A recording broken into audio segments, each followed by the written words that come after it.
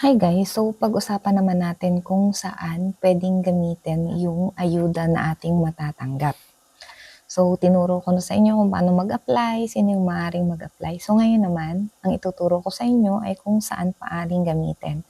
So yung inyong natanggap na card or yung credit card or debit card kung saan inilagay yung ayuda na inyong natanggap ay maaari nyo lamang magamit dun sa inyong registered address.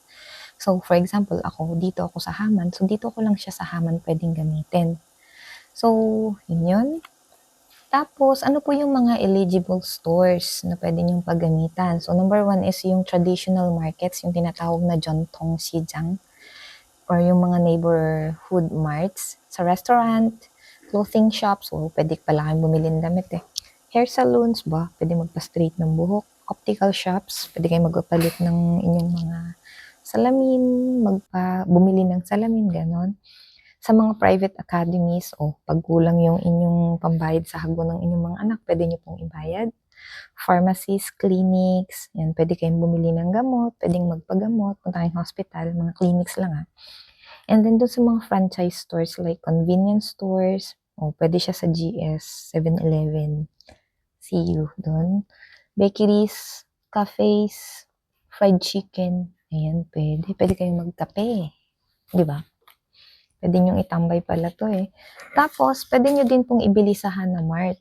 Pero allowed only if there are no other similar businesses nearby.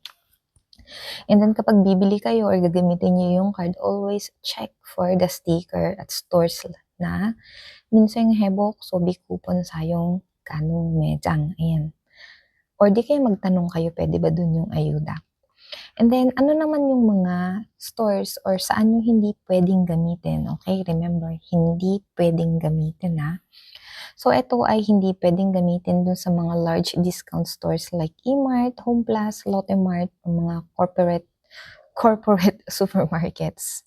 Next is sa department store, hindi siya pwede. Duty-free shops sa mga large foreign brand stores like Adidas, Nike, Uniqlo, ano pa ba? Basta yung sa mga large foreign brand stores, hindi siya pwede. Electronic chains, Highmart, sa mga Samsung, hindi pwede doon. LG, hindi pwede. And then, franchise head office run stores. Hindi pwede doon. So, hindi ko to maintindihan. Nakalagay kasi sa mga, yun nga, franchise head office run stores. Hindi ko alam kung ano to. Siguro like dun sa Lotte Pek, hindi. Sa Lotte Pekhajom. Lotte Pekhajom ba yun? Hindi siguro yun doon pwede. And then, number 7 is online or delivery platforms. So, hindi siya pwede dun sa mga shopping malls online na. Delivery apps like yung Bedaloy Minjok, ano pa ba, Kupang Eats, hindi dun pwede. Kung gusto nyong kumain ng mga pagkain, yung ganon, order, kailangan nyong pumunta directly dun sa store. Okay? And then, hindi din pwede dun sa mga adult entertainment businesses like bar, mga casino, mga betting rooms. Hindi kayo pwedeng magsugal, hindi kayo pwedeng magsabong dito gamit na pang bet. And then, dun sa mga money exchange shops like yung mga gift certificate dealers, hindi dun pwede. And then, 9, pang-shyam, ba't nabubulol ako?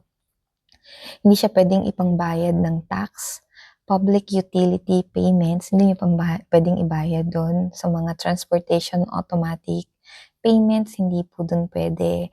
Sa insurance payments, hindi po. Life, property, national pension, health insurance, etc. Hindi po pwedeng ibayad doon. So, yun lang po. Sana naintindihan nyo. Pasensya na po nabubulol si ate. And if you think this video is helpful, paki-like, share, and comment na lang below. Thank you!